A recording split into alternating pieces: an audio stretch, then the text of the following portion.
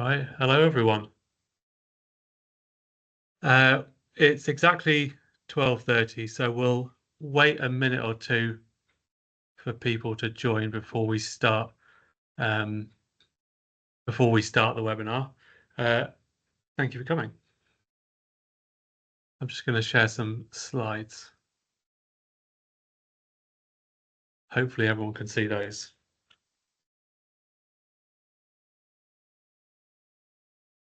Yep, a thumbs up. We've got Alan here today on tech support, so if you have any issues, type in chat and Alan will be able to help, hopefully. Um, I'll introduce myself and what we're doing today while we wait for anyone else to join. So my name's Robin.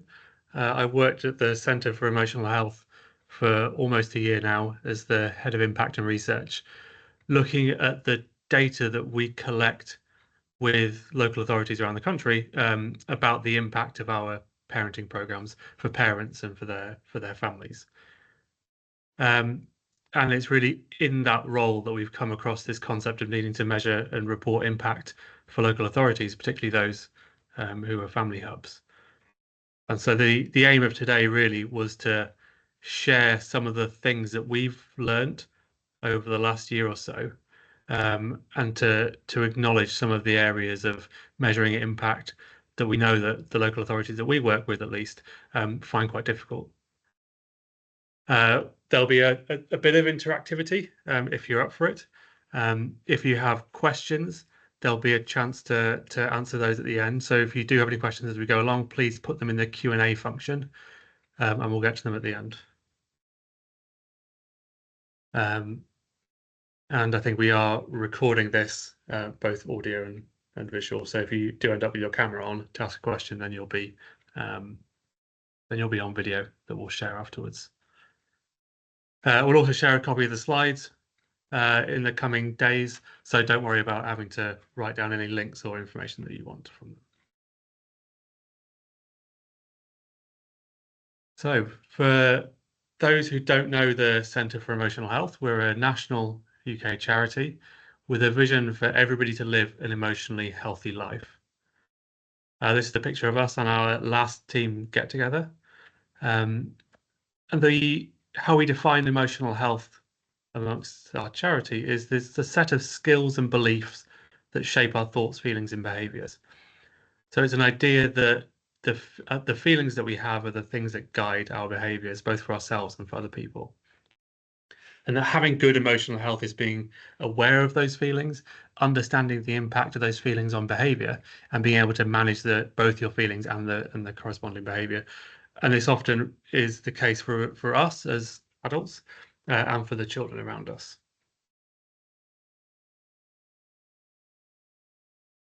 And we put this idea of emotional health into practice in the most part through a series of programs for parents, which is the core of our work. And these programs covers the parents and carers of children 0 to 19. And the flagship program is our 10-week nurturing program, which is for parents of children aged 3 to 12. And that's currently being delivered by local authorities and charities across the UK to thousands of parents. And it's centered on these 4 building blocks of being self-aware of your feelings, to have appropriate expectations of the children around you as well as the other adults around you as well as yourself, to have empathy and to understand that feelings cause behavior, and this concept of positive discipline, which helps parents to interact positively with their children. And we work closely with local authorities to measure the impact of these programs. We work with dozens and dozens of local authorities across the country, and we have a smaller group of them, which we call our learning partnership, which is a group of a dozen local authorities who are more closely integrated with us around data and measuring impact. And we'll show a little bit of work from that learning partnership later on. But first of all, one of the organizational values that we have at the Centre for Emotional Health is to be playful. For better or worse, the way this sometimes manifests itself is through bad jokes. So in honor of April Fool's Day, I wondered if anybody who's listening might want to put their favorite joke in the Q&A. And Alan has kindly volunteered to read out his favorite from that list of jokes every now and again when we get a little mini break. So if you have a favorite joke that you've been told today or that you didn't get a chance to tell to somebody, please at some point in the next few minutes, put it in the Q&A.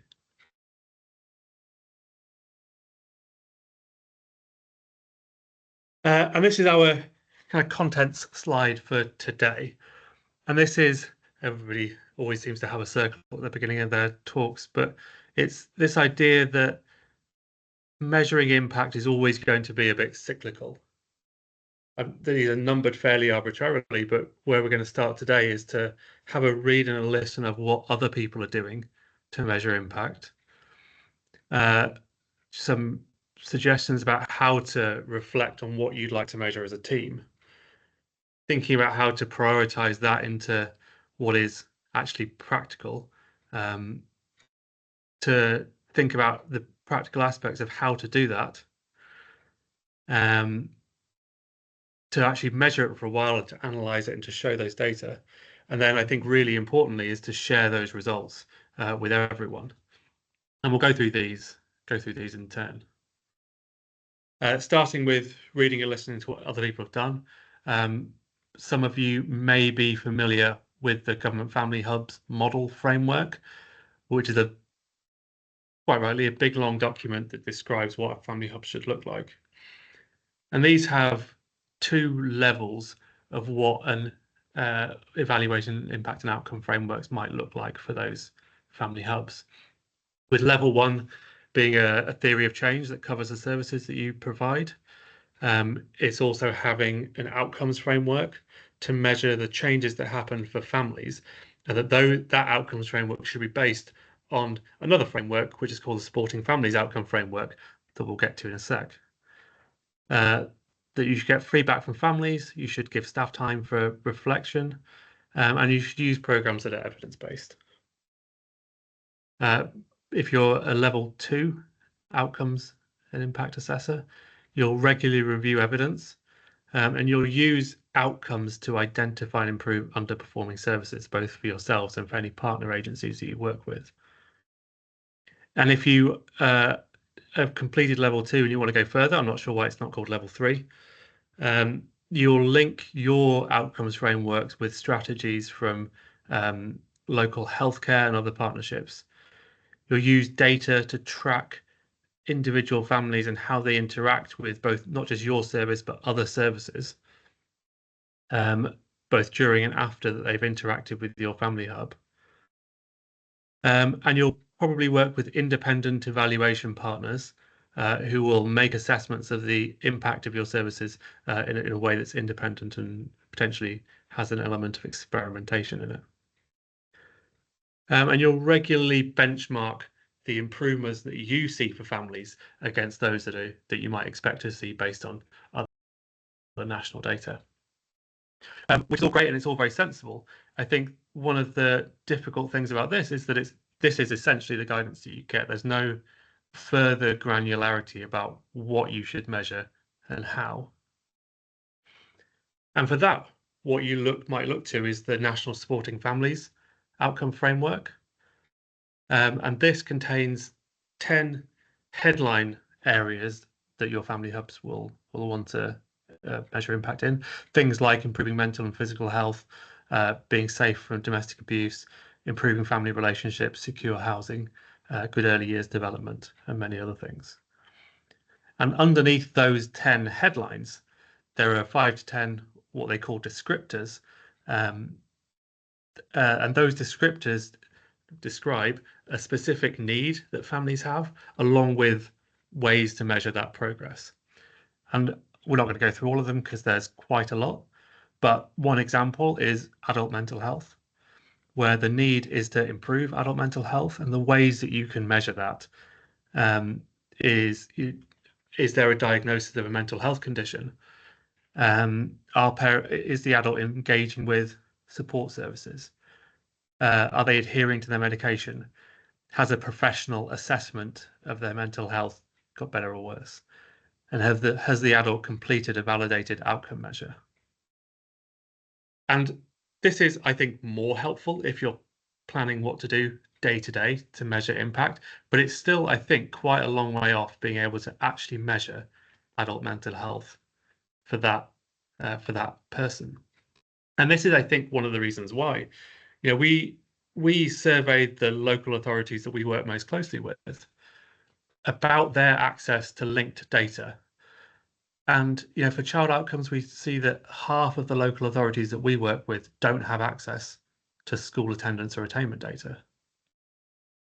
That only a quarter can access health information.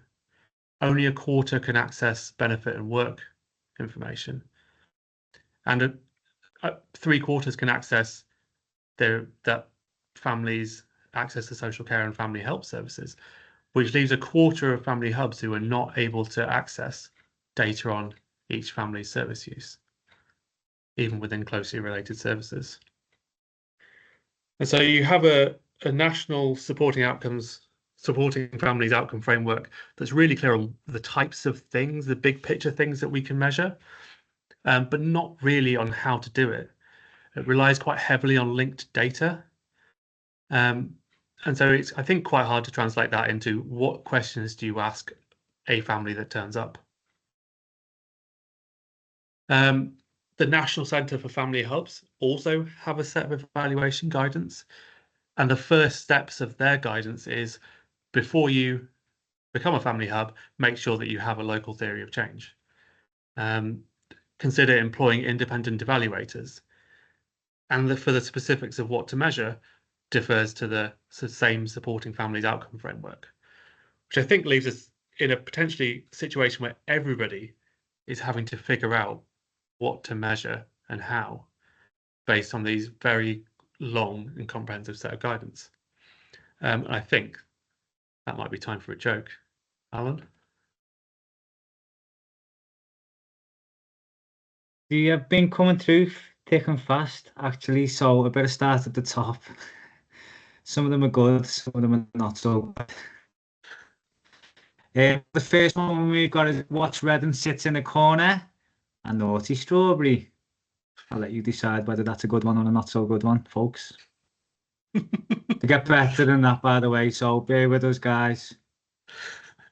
All right, that's the one to beat. All right, we'll crack on. So, being aware of all this guidance that's out there, potentially read it all, which is great. I'm sure not everybody has, and I wouldn't blame you. I think the guidance, if you're going to sit together and think about a theory of change, it's a potentially quite a long and involved process involving service users. And if you aren't going to do that, then one good thing to do is to read other people's examples. The chances are that you'll want to measure something similar to everybody else, which is that, for example, children are safe, happy, healthy, learning and engaged, that parents have the skills and confidence to support themselves and others. You want to be improving access to employment, education, training, healthcare, and other services. And you want to know that families can access the support that they need from you, and that they can develop those supportive networks on their own. And that's all very similar to what other people have shown, to what other people are measuring. And you're probably going to want to do that through a combination of surveys of families, stories from service users, and potentially linking administrative data from across services. One way to do this is to ask your program provider, your funder, your other collaboration partners what tools they use. We'll happily provide some help. Another is to go online, go to conferences, find out what other people are doing. Stockport, who haven't sponsored this presentation, have published their family hubs outcome framework. There's a link to it here, which we'll share afterwards, and there's a snippet of how they've decided to measure access to their services. They'll do a family survey where they ask families whether or not they can access the support that they need. And that gets us, I think, much closer to being able to design uh, an outcomes measurement system that actually collects the things that we're instructed to collect in the frameworks. Once you've decided what it is that you want to measure, you'll probably find that there are surveys for anybody who you might care to survey, parents, children, family members, staff. And there's an almost endless list of potential validated questionnaires that you could choose to measure against. There's some of them listed here. The top three are the mental wellbeing scale from OneWebs, the strengths and difficulties questionnaire, which is one of the only validated ways to measure child outcomes, although there's lots of issues with it, is the SDQ. And there's the tool to measure parenting self-efficacy, the TOPSY, that we like because of its detail and granularity across different domains. So we like to use many of these. There's an almost endless list, but we'll provide links so you can have a look at them amongst yourselves if you're deciding which ones you want to use. But finding ones that fit with your Family Hub's ethos, what you want to measure, and what other people are measuring, I think is just a case of having a read of them. If you're trying to capture user stories, you might have something like a user group, where you can get people together in groups or one-on-one to ask them to input into service design, to share their stories of their progress through Family Hubs and what they've got from it. Those can be really, really powerful, but I think a note is to be careful about what you commit to. That if you ask people for input into service design, you need to take their input into service design seriously and to potentially do things that they suggest that you do. So if that's not an option, then careful what you commit to. If you have the ability to link data from yourselves across your own services and with other services in your local authority, that's a great thing to be able to do.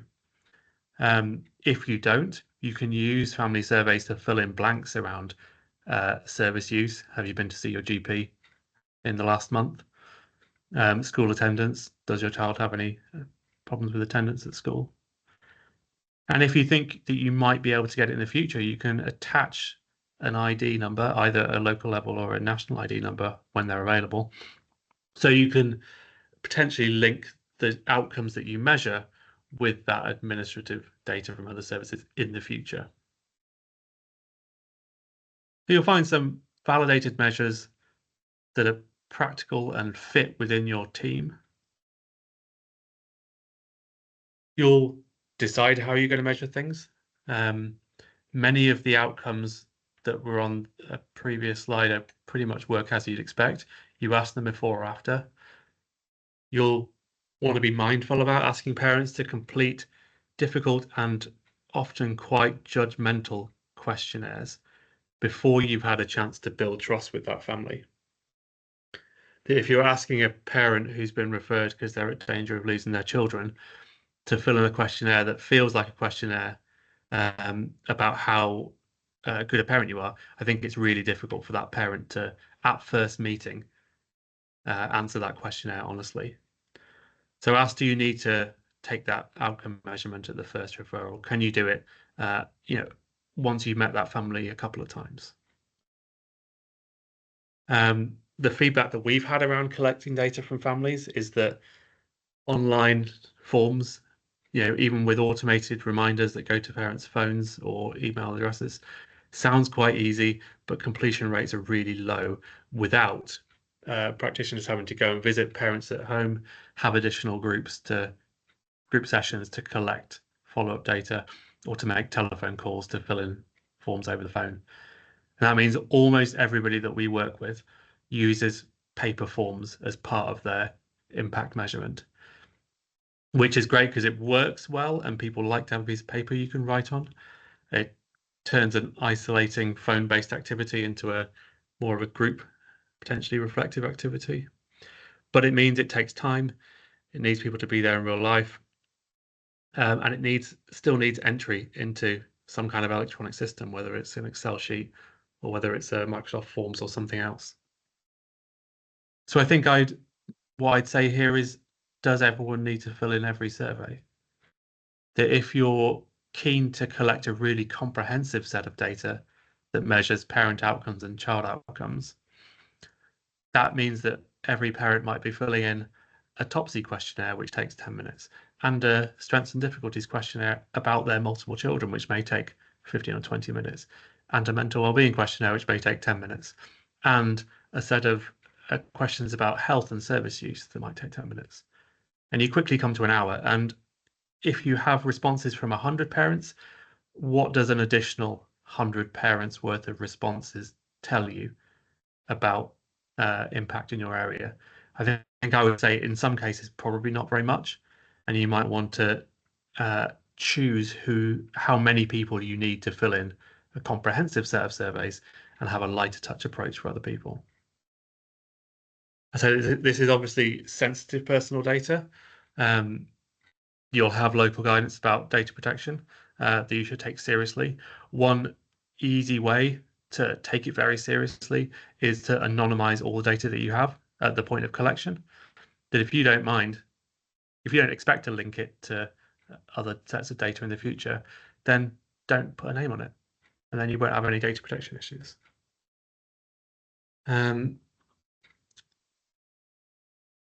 This is our example of how we help the local authorities that we work with. So all the group leaders that are trained in our programs have access to a login section of our website where they can access, amongst many other things, a guide to measuring impact that we put in there fairly recently. This goes through all our programs. It has a shortcut table about which measures we recommend for which programs, but it goes through in a bit of detail about why we recommend each program, each questionnaire for each program, and gives some suggestions about how to ask them as parents. These suggestions have been reviewed by a research advisory group that we support locally, and that includes parents and parent group leaders, charity leaders, and academics from universities we work with, and they review the methods that we have to collect and analyze impact data. And these things also reflect the qualitative research that we've done with parents that understand what the changes are that those parents go through throughout our programs, and reflects the stories that we collect from them. So this is a big piece of work for us to gather into quite a comprehensive shortcut guide on what are the best ways to ask about impact. Alan? This one did make me chuckle. Where do naughty rainbows go? To prison. It's a light sentence, but it gives them time to reflect. Oof. Crikey. That's what, 3 jokes in one? Yeah, exactly. Thank you. And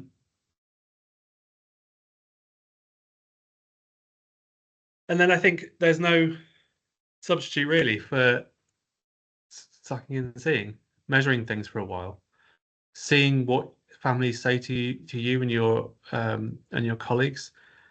If you're able to get consent from those families to save those quotes, they can be really helpful. I think short quotes are fine, but longer form stories, 100 or 200 words, are really good. And that context can often be much more powerful at explaining kind of where parents have started and where they've ended up. If you've collected some of the information from some of the tools we showed earlier, you'll want to give each parent a score on those scales, but it's important to look at the guidance on how to do so. We'll link it when we send around the questionnaire, around the presentation. And I think the important thing to note there is that many questions are negatively scored. So it's not necessarily just a case of adding up a number score for each question in a scale. It can sometimes require a bit of calculation. You can certainly average scores from multiple families that attend a program across the term or a year or across years even. Be mindful about doing that where you're combining 2 different sets of data. So for example, working one-to-one with parents versus impact data from groups of parents. They might not behave the same and they might not be suitable to combine.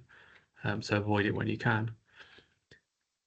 And the idea of if you have one person's score that's 10 on a scale, another person's score that's 12, saying there's a 20% increase doesn't necessarily make sense.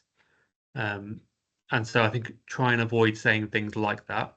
Instead, if you look at the guidance on how to score these tools, WebWebs will explain that a score below 42 means low mental well-being, and being able to say, for example, from our nurturing program, that 70% of parents who start with low mental well-being finish with average or high. That's, I think, much more instructive about what actually happens for those parents than a 20% increase. So just be kind of conscious about how you phrase it. And the example that I'll show for this is some of the data from our Welcome to the World antenatal program that was collected by one of our local authority learning partners. And in this, we got feedback from parents, we got feedback from parent group leaders, and there's a quote here that I'll let you read from one of the parent group leaders.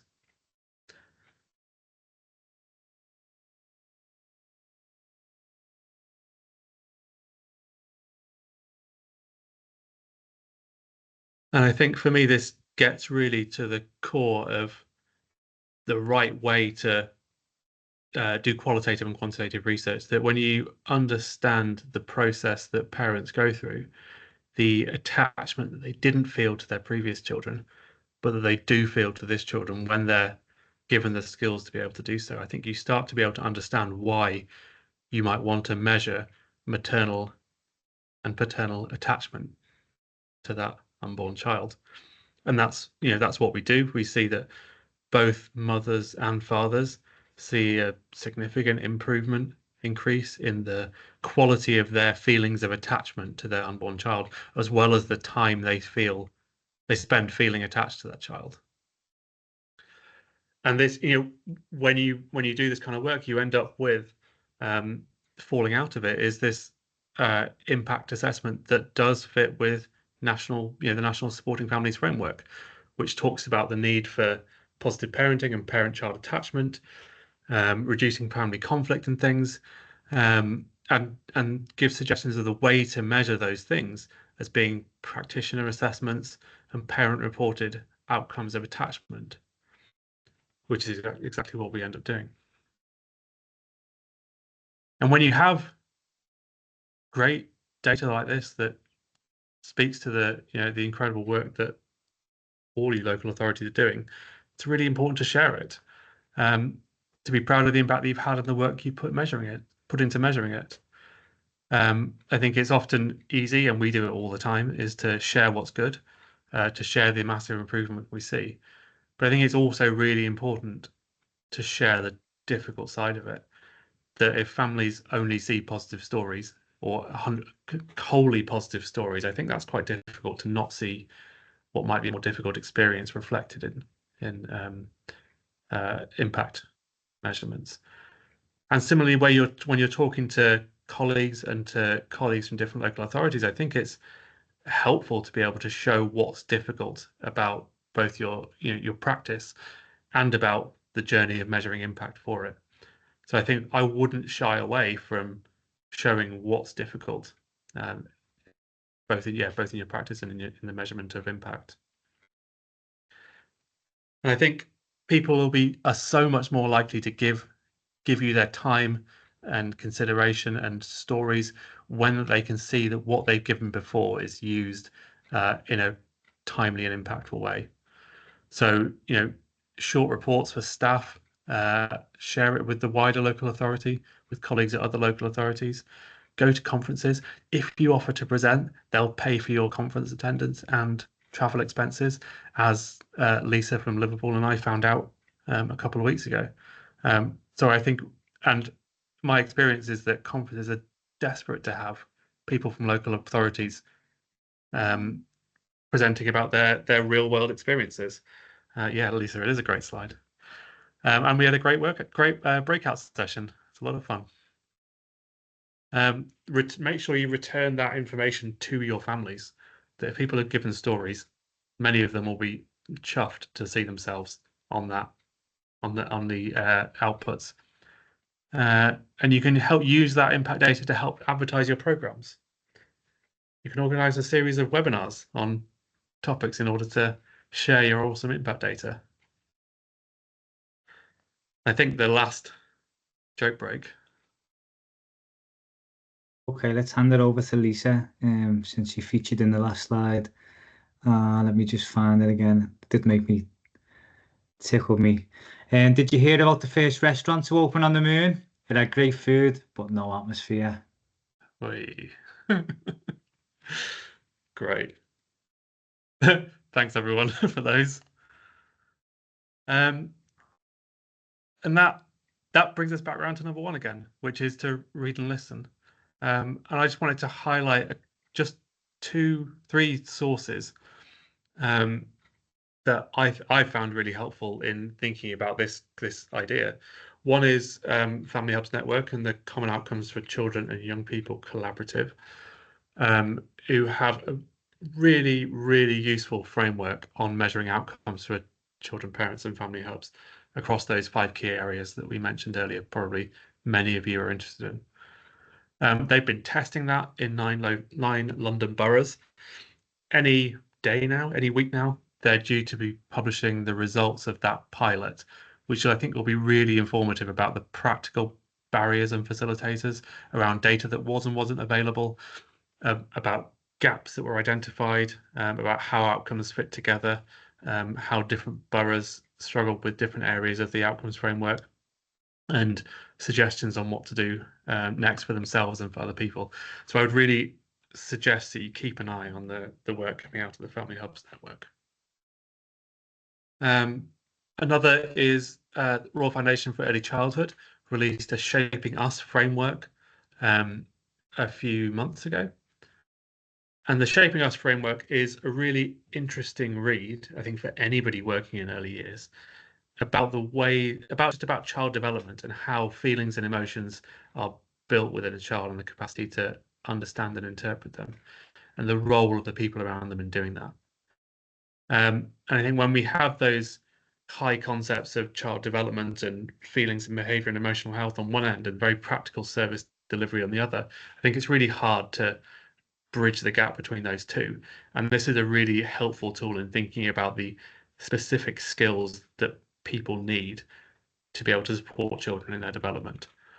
And it is yet another framework for now, but they are linking to projects that use their framework to guide the development of different interventions that I think will eventually give some really helpful examples about how to measure impact in a way that kind of shares this ethos around emotional health. So keep an eye on them. And a few other sources that are linked, and I'll share the slides again afterwards. But the Local Government Association Knowledge Hub has an early years group where you can see case studies, research, webinars, lots more. The National Centre for Family Hubs has some guidance, and I think they're due to refresh that soon. Foundations have some practice guides around specific areas of early year services that might benefit from some input. We at Summit Centre for Emotional Health have our learning partnership. If you're delivering our programs and interested in joining that, please get in touch. Keep an eye out for conferences, and when you hear that people are looking for partners to do research, to test out new outcome measures, whatever it is, consider saying yes if you have the capacity and if you're interested.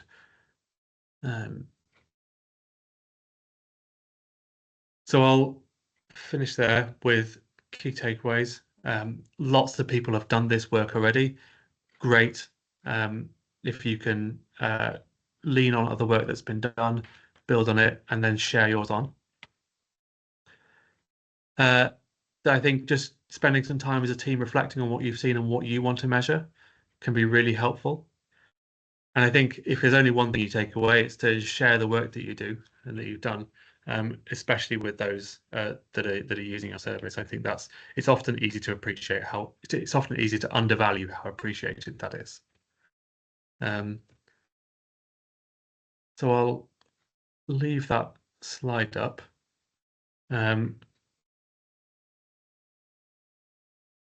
If anyone wants to ask a question, please do so either in the chat or the Q&A.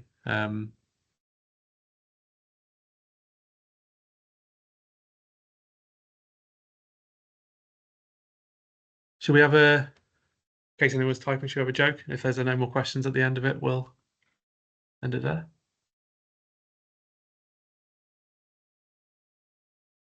Okay, you asked for it, Robin, not me. Well, Lisa's already had one. She contributed too, so let's give someone else a chance, eh? Have you heard the rumour going around about butter? Never mind, it shouldn't be spread.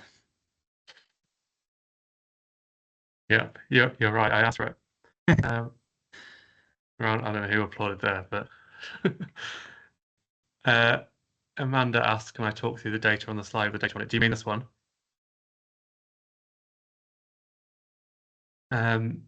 So this is our Welcome to the World program, where parents, mums and dads, were asked week 1 and week 4 of the program to report on the Mars using the Mars and PARS scale, which is the maternal antenatal attachment scale or a paternal antenatal attachment scale. These are spread by the starting score, so those in light blue have the lowest 20% of scores, and those in the yellow have the highest 20% of scores.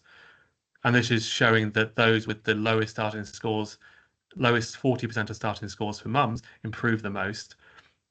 Those with the next 40% improve a bit, and those that at the highest starting scores stay about the same. And then something similar happens for dads. And so this is speaking to the fact that the feelings of attachment to children improve over the course of the program. I saw a hand up. I'm just going to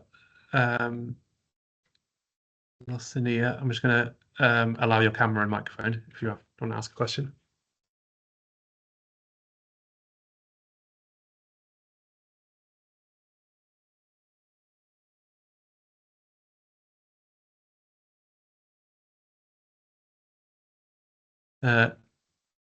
Lacinia, I think you can talk if you want to, if you unmute yourself.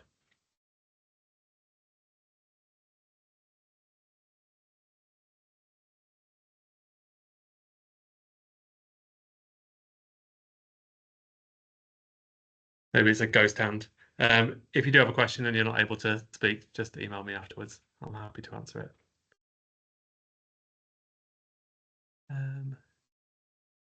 Any other questions coming now, Alan, that you noticed? No, someone's asking about the slide. You can get a copy of the PowerPoint, can't you, Robin? Yeah. A couple about PGL logins, which we've responded to. I think that's it. They've all come in through the chat, so I've just been sifting through them amongst the jokes. Oh,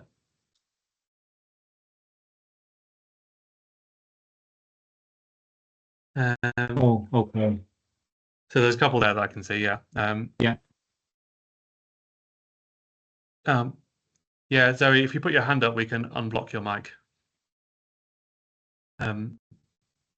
Alan, would you mind unblocking Zoe's? No. Do you have any sessions? Do you have any sessions on how to create outcomes framework? We don't have any planned. After this season of webinars, we will send out a questionnaire asking what will be useful. I think if you keep an eye on some of these other sources, then you'll see other people who are doing similar things. Yeah, similarly, we don't have plans yet to think about how to do a local theory of change. But if you're interested, do respond to the survey when we do it.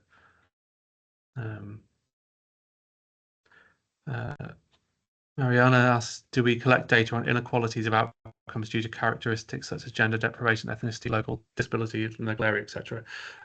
We try to, and it's one thing that I think we haven't been very good at the moment, because at the moment we collect our demographic data quite separately to where we collect our outcome data.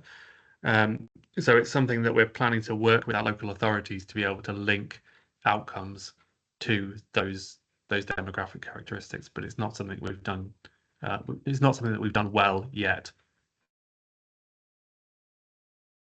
Zoe, did you have a question?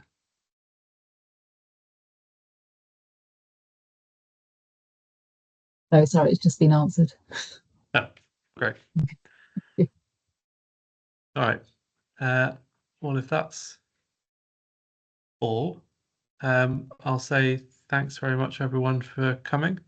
Thanks for your questions. I don't know if thanks for your jokes is the right word. Many of you contributed jokes. Let's just leave it at that. But they're all very welcome, Robin. Yeah. Thanks, everyone. Thanks, everyone. Thanks, Robin.